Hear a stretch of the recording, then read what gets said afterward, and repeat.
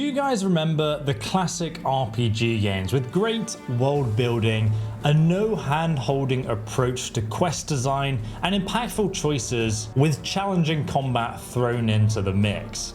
Back in my day, we had games where the developers were super passionate and you could feel it in the gameplay and attention to detail. And this new indie game reminds me of that. It's called Of Ash and Steel, and it's been heavily inspired by games like Gothic. And so far, it's really grown on me with the more I've been playing it. And you can tell that they had a limited budget, but what they've created here is really impressive. And I'm excited to share it with you guys. In fact, the developers have sponsored me to give you guys an overview before we jump into the gameplay. So if you like what you see, you can grab the game for yourself from the link below. It just came out today. Firstly, there's no quest markers in this game, and it doesn't hold your hand, but in a good way. You get a journal which updates you with what you've discovered so far for each quest, but it's up to you to really figure out the rest. And in a world where AAA developers think that we're dumb, you're going to find this to be a game that rewards your curiosity and presents multiple ways to solve a quest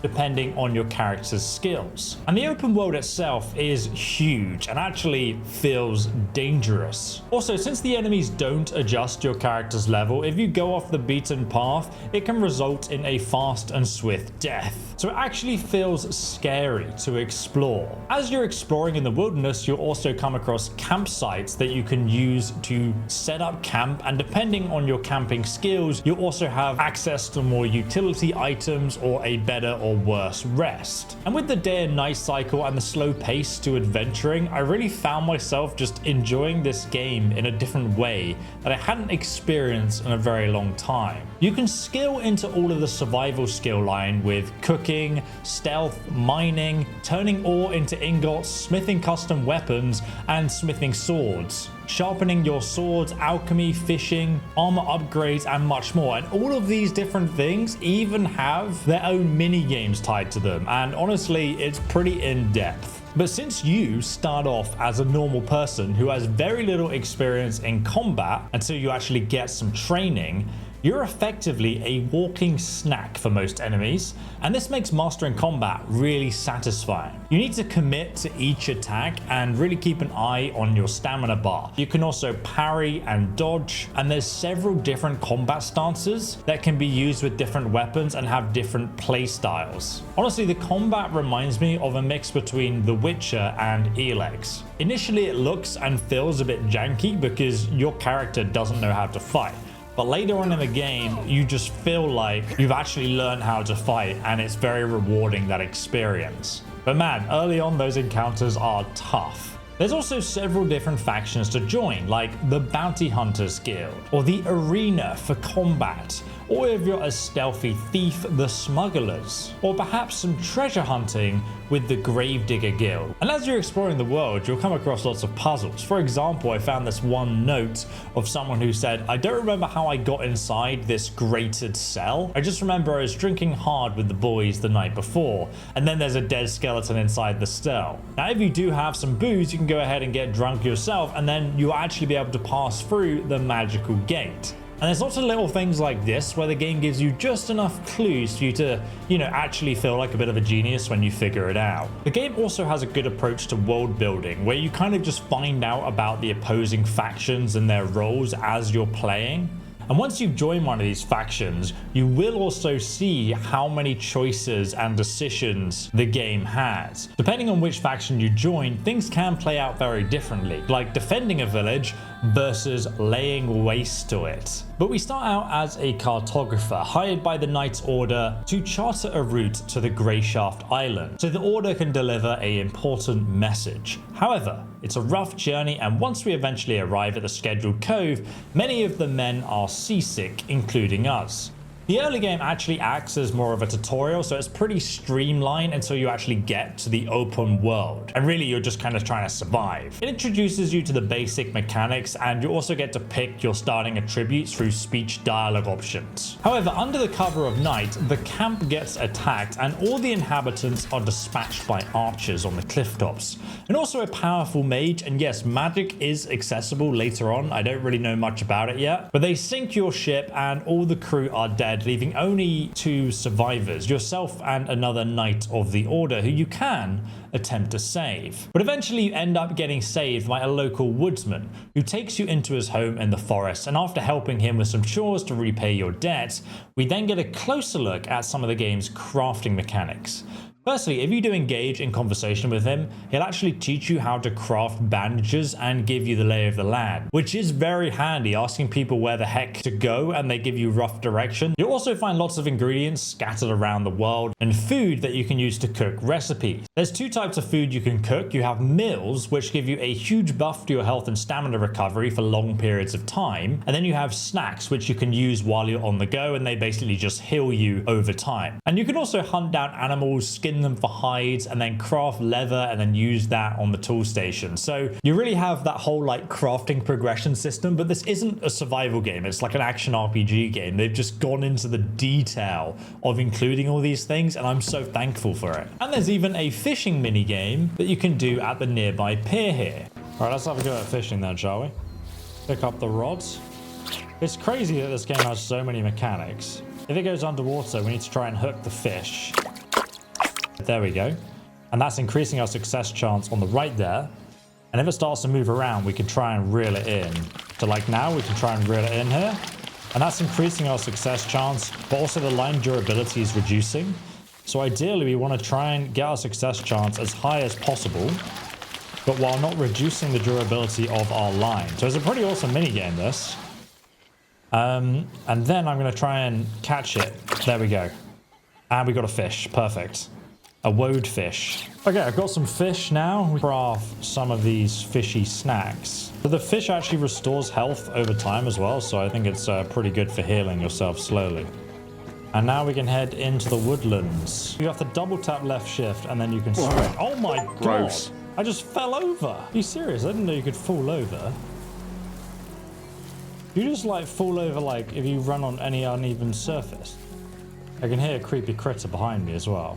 Oh, we just ran out of stamina. What is this? It's like a temple of the order. So what happens when I pray? Oh, you can make offerings. Just hope for the best. 5,000. Do I get a buff or something? I don't know. What's this pot here? That's mine now. Oh, hello. Who's this? Hi, Vagrant. Where are you off to in such a hurry? Vagrant? Well, yeah. I can tell by your clothes. No way you've had a good life if you're ambling about in those. Am I wrong? So therefore, Vagrant. I'm Fox. What's your name? Triss. Well met, Triss. You know, we sort of look like brothers, but from separate mothers. Your father wasn't a hunchback by any chance, was he? Listen, pal, I have to go. Which takes us back to where this conversation started, no? Where are you off to in such a hurry? There's supposed to be a village further down this road. Do you know it? Of course. But what are you aiming to find there? It's long since abandoned. What do you mean by abandoned, exactly? I mean, it's abandoned. The houses are empty, ransacked, all of them. Been like that for a few years. You know, there's a little something I've been meaning to do down in that village. What? If you help me, I'll tell you about a nice inn nearby where you can spend the night. And I'll toss you a few coins so you can pay the innkeeper. Huh? How's that sound? Sounds like I've been swindled. Oh, you can browse his wares. So he is selling a diagram of master dagger, rapier. Oh, diagram of lockpick. Oh my god, dude, I really need that. And camp supplies. I didn't know you could camp. Or shovels for digging for treasure. What is this little something? Smugglers use that village as a drop point. They leave stuff and other people come and pick it up. Ah. I know where they left the latest stash. And I also know that no one's come by to grab it yet. Why can't you just do it yourself? Just because the people abandoned it doesn't mean all the nasty critters did. It's full of rats, wild dogs, maybe even snakes. It'd be tough on my own. Having you tag along would give me peace of mind, since I'm betting that weapon you're carrying isn't just for show. Oh, we can convince him. I'll do it, but I want half the loot. Ooh, yes. I'll do it, but I want half the loot. Oh, come on. Drive a pretty hard bargain for an ordinary vagrant, don't you? All right, fine. We'll split it 50-50. Between brothers. Now, let's go. I'm liking the environment so far. It looks very handcrafted. I'm excited to kind of go off the beaten path and explore it, but also I feel like, oh wow, it's actually quite a drop. goes all the way down into a valley. Well, at least it's taking me to the village, because to be honest, I thought it was the opposite direction we were going. All right, this is it. Oh. Here's the plan, brother. First, check behind that cart of logs. Then look in the big house in the middle. And the third stash should be in the old stable. Look for rough spun sacks, each about the size of a loaf of bread. Wait, so what's your part in this? I'll be keeping watch and making sure no one disturbs us. They haven't come to pick up the stuff yet, remember? That means they could show up at any time. Ah, okay, yeah. Give me your dagger. What, is he gonna stab me in the back? All right, whatever you say. Just keep your eyes peeled. Definitely don't trust this guy. Heck is that? It's a kangaroo rat. Oh, look, what's this? Fox's stash. I'm gonna go kill this creature. Here we go. Oh my god, what the heck is that? Come on then. Ow, oh god, I didn't see that coming. Oh Jesus. Die. Not got much stamina left. Get over here! Die. Skillets, save me, brother. It's taking on both of us. I have no stamina left. I almost killed my own man. No cause Okay. for commotion. That It's was dead. skillful. That was skillful, was it? We almost died. Or I almost died, I guess. Eat some of my fish for healing. And a dock at the bottom of a lake over here. With another rat. Get away from me, silly rat. I think retreating in combat at this point in the game is probably the best strategy. Oh, I tried to dodge, but it knocked me over. Oh my god. That was close. Right, finished it off. You can fish at any dock, it seems. Oh, look, there's a bridge with a broken cart on it over there. Oh, it's another stash. Perfect. I think Go I've get it. looked everywhere. I should go back to Fox. All right, let's head back to Fox. Tell him we've got everything. There was one sack in each spot. Any luck? Here, there was one sack in each spot. No, that's not it. We've just wasted time. You sure you've checked everywhere? There's still another house to check, but it's locked. Locked? Please. Practically all you have to do is breathe on these village locks and they open. Come on, I'll show you. Show me the way, you sly fox. And there we go. Just like I said. Go on in. You know what to look for. I'll be outside. Perfect. There we go. Sorry, Triss. You were a great brother, but I'm an orphan. Guess family just What isn't a my little thing. shit. Anyways, thanks for the help. Now how am I supposed to get out of here? I can't believe it. He betrayed me. Oh, there's a strength potion and some... Oh my god, there's loads of iron ingots here. This house is practically falling apart at the seams. I knew he was going to scam me. These What look else like is it? human bones. I need to get out of here quickly. How many people has he left there? Oh, there's a box here. Can I use that actually to get out? Oh, there's a staircase there. Let's put this there. Okay, you can get up the stairs. Perfect. Oh, woodcutter's axe. I'll be damned! Oh, God! Did not expect that. Okay, we are now out of the house. Can drop down. Now, where's that blighter gone? I might go back to his camp and check if he's there. And of course, this campsite is empty. We can make a fire though, and we can cook here, I guess, until the night time. We also have survival, craftsmanship, and war. We have to find a teacher to learn the basic combat training. Now I'm going to continue through the abandoned village and see if we can find anyone else. So, on the trail of the sneaky fox, I then got massively distracted by a merchant who was shouting for help. His cartwheels had apparently been stolen. So now I found myself spending the next hour trying to find them. And this resulted in me discovering a nearby hobster camp. And after getting rid of them, I found one of the cartwheels, alongside a note which explained in goblin speak where the other cartwheels were hidden. So once I attempted to translate it, I then found another in a nearby cave, one underneath a broken bridge which I had seen earlier, and then the final one I had to barter for with the graveskeeper, who I then later robbed for his magical ring, which boosted my strength by 2. Now this took me an hour to figure out, and I then helped the merchant rebuild his cart and finally got some gold as a reward. He then told me he was going to build his house here and hinted at a future quest if I came back later. And then finally, I was once again back on the road north towards the city. And guess who I caught up with? There's a massive canyon below here. Look at that. Oh my god, what is that thing? Looks like you can actually get down there. Not that I'd want to. There's like some kind of hunter's cabin here too. And look at this, some more rats. There's a dude battling them up there. See if we can help them out. Oh, I don't want to deal with two of them. Come on then. Die.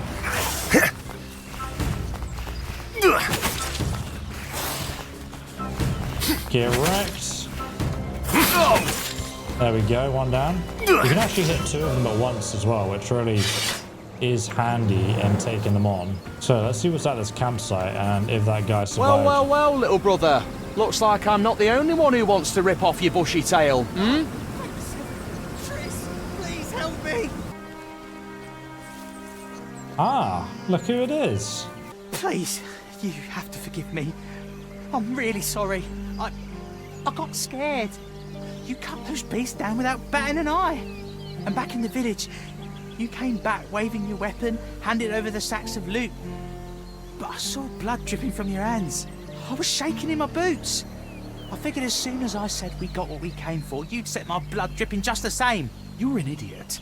You're right, Tris, you're right. I'm really, really sorry that things turned out like that. How about we just pretend like nothing happened? You just take your half, like we agreed. This isn't half, Fox. Come on, it was me who found out about the stash after all. Plus, I'm risking more than you. I'm the one who lives on the same island as the smugglers. And you're just passing through, just blown in on the wind, and you'll leave just as easy. Nothing to worry about. Don't be an arsehole, Tris, come on. We're like brothers, right? Take it all. You're right, you know. I saved your life, didn't I? Give me everything, or I'll finish what the rat started. Oh, Seven, help me. All right, take it. But don't count on my help. Get out of here already. 300 gold and 150 experience gained. Nice. Now we carry on down the path here. There's an old ruined watchtower by the looks of it. Wow, look at this. What a view. Like a ruined village. It looks like there's been a landslide down the mountain. Let's run down the path, see where we end up. What's this over here? Looks like they're keeping up the rocks here. This game does look very pretty there, that's for sure. Oh, what? There's a massive castle. Or a watchtower, I'm not sure. It's not in a bit of disrepair, I think. Oh, it's the Order. Hello there. What do you want? I'm busy. How's the guarding? We guards are the sharp edge of Greyshaft law. We've been catching people every day. Mostly thieves and other rabble. We give everyone a simple choice. Pay the fine, or pay with your life. We're fortunate that His Holiness Governor Rotwald got rid of all the fuss and gave us the exclusive right to serve as judge and executioner. Oh dear. So keep your nose clean.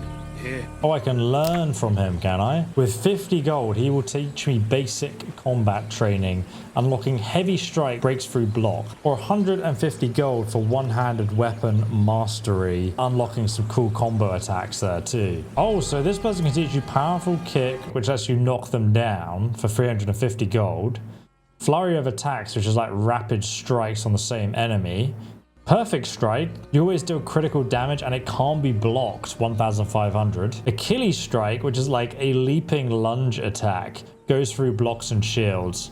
Ooh, we could learn perfect parry. It costs 100 gold. I'm actually going to get that. I also came across a notice board in town where you can grab side quests from. And then I stayed at the local inn, which gives you a selection of rooms. Depending how much money you have, you basically get a bigger buff or not. And then in the morning, I met a hunter from the Freeman faction who was heading towards the city, and he offered to guide me there. But thank goodness that I accepted, because this made the road a lot less perilous. And after passing through the woodlands, the forest, and the ruins, he also taught me to set up a camp. And these camps can also be upgraded to host more survival gear, and you can even learn how to skin animals, because currently I'd just been getting meat from all the wolves I was killing. But once you learn to skin them, you get additional resources. So about an hour later, I had arrived in the city and I was absolutely staggered at just how big this place is. There was also 3 different ways into the city. Like, you could try and bribe the guard 200 gold to get in, or if you walked around the castle walls, you'd eventually find some vines that look like they lead up to a crack inside the castle itself, but it seemed to require 12 dexterity to actually climb up the vine. So it's cool to see the attributes actually coming into play once again on the mechanics here. And then the alternative method I found was the castle sewers, which required you to kill a couple of enemies, but that would also get you inside. So there's also things like this where there's just multiple ways of solving things, which I really liked. Rarely in RPG games do cities actually have a sense of scale, but Of Ashes and Steel did not disappoint. And right when I came through the city gates, there was a scrubby street rat offering to show me the docks for 20 gold, which I thought, no, I've learned from my experiences, this is definitely a scam. So I am not going to pay this guy. And boy, was this a mistake. This place is deceptively big, and I ended up getting lost. And I don't think this has ever happened to me in a video game before, but considering the city's so big and you don't have a map or a quest marker, all you know is that you need to get to the docks, you kind of end up walking around trying to figure the place out. So I ended up finding the castle keep gates, the arena, the order's base, shops, and even walking through the slums. And I'm not kidding when I say I ran around in circles before eventually looking at the map in the press kit that they sent me and then realizing the dock was to the northeast of the city. And it was at this point I could continue the main quest, and it really started to hook me. But so far, the best thing about this game has been the sense of adventure I've had along the way. Getting to the city actually felt like an achievement, like I've survived this far. And right now, Of Ash and Steel is 20% off for a limited time. So make sure you grab it from the link in the description below, so you can also experience it for yourself. And thanks again for watching.